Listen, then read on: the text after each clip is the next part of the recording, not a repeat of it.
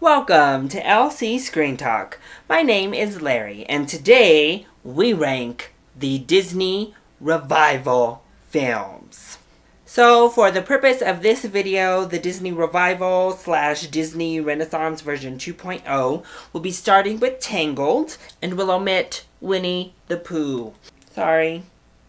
Because I know some people start this new revival with The Princess and the Frog, and obviously Winnie the Pooh takes place in the time frame, but we're going to limit this to just the 3D animated films so that we're kind of comparing apples to apples and not including the 2D hand-drawn animated films. Both of those would probably land somewhere in the middle-ish though.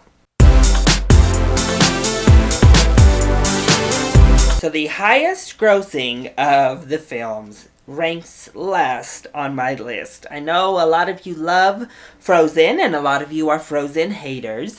I'm somewhere in the middle. I enjoyed Frozen. I love Let It Go. I think Idina Menzel is wonderful in her vocal work there.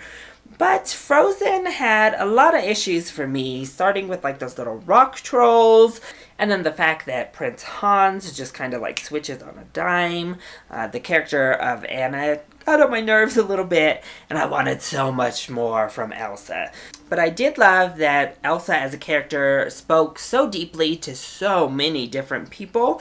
Whether that's from just kind of general writing or not is beside the point, to be honest. I think Disney obviously tapped into some sort of zeitgeist and some sort of emotion, not only within children, but this movie became a success also largely due to adult fans. So you have to respect that. I think, again, most of the music is really solid and the animation is gorgeous, as we've come to expect. We have another of the Disney princess films with Tangled.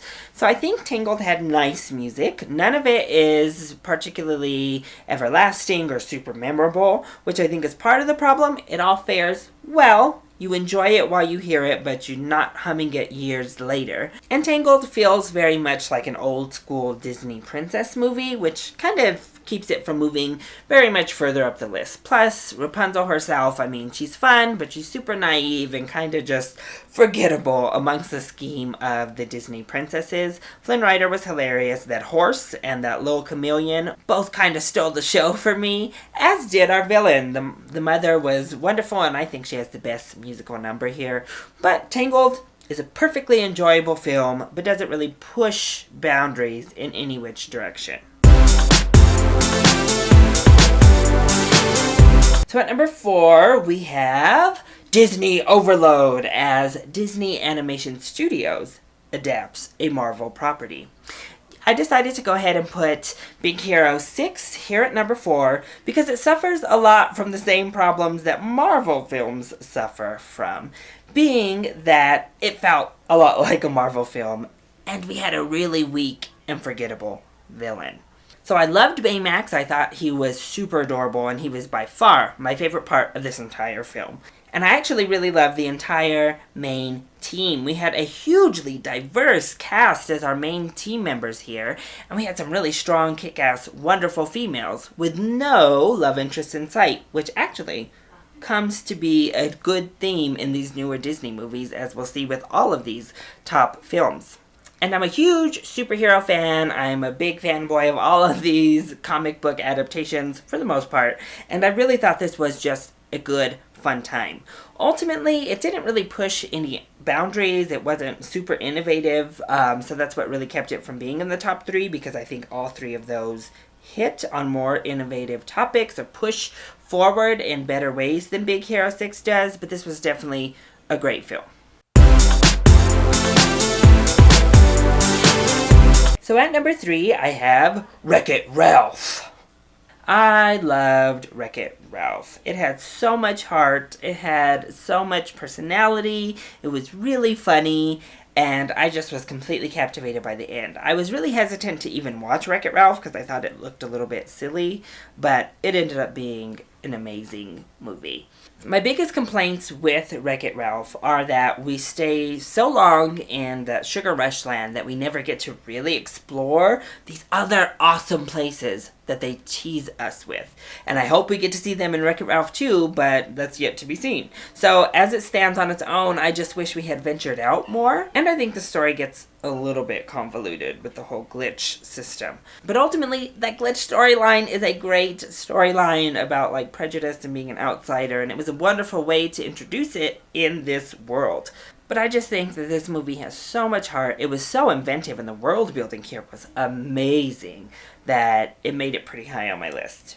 And it was so original. It was unlike anything we had really seen. And hey, Pixels, Wreck-It Ralph is how you get a video games come to life film correct. Plus, it was way above trend as we saw, villains trying to be heroes. So take that, Marvel and DC. So my top two was really difficult, and I've had to put these top two up against each other in my 2016 ranking of the animated films as well. So who won out? Well, at number 2, I have Zootopia. When it comes to script, when it comes to story, when it comes to world building, I think Zootopia is one of the best animated films of the past decade. I loved this movie. Disney did such an amazing job expanding on this wonderful world that accommodated all of these different type of animals. And I just wish we had more and more time in that world. It was so wonderful. As always, it was beautifully animated. But what really stuck out to me was Disney's really deep and wonderful message about diversity, about acceptance, about not judging people. And it was done so well through such a great analogy between like prey and predator.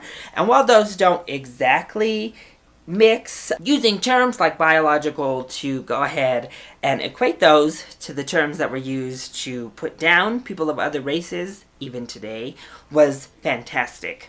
And really, this entire script was just flawless, just top-notch, amazing script. I loved Judy Hopps, I loved Nick Wilde, I loved their relationship, and again, the fact that there was no love interest, that they were just platonic friends working together in this buddy cop Disney movie. So it was just, it's a blast. It's an amazing movie. I love revisiting it. And really, I don't have much at fault with Zootopia. I do think it was pretty near flawless. So then how did I put that at number 2?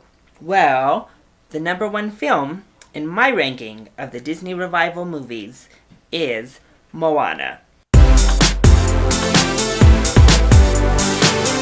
So I do think there are actual issues with Moana's script and the little bit predictability of it all, but Zootopia also has predictability.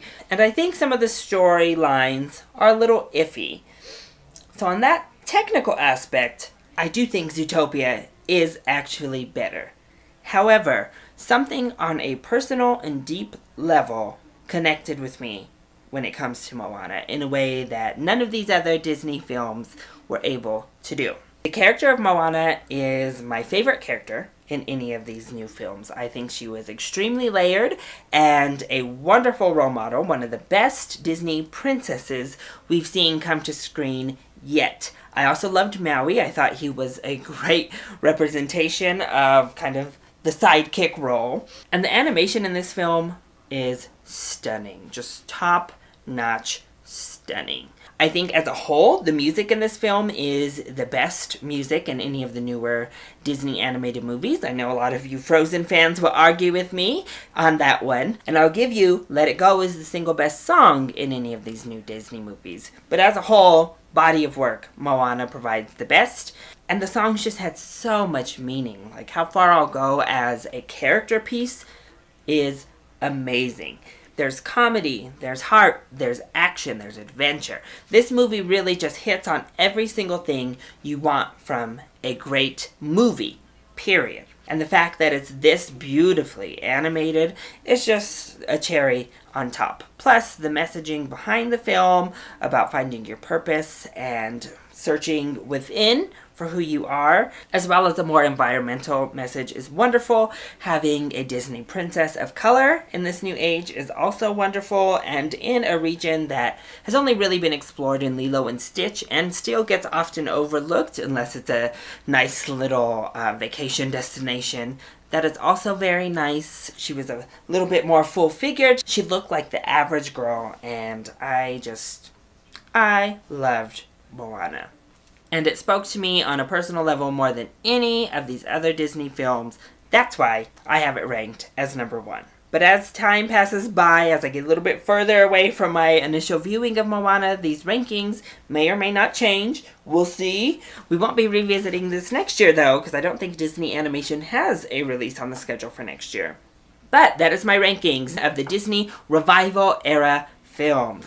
Let me know, what do you think of my ranking? I know a lot of you will be disagreeing with how I ordered these films. Put your ranking down below, and I look forward to discussing these wonderful Disney animated films with you all. I love you all so much for your support. Mwah! Thank you for watching, and I'll see you next time. Bye!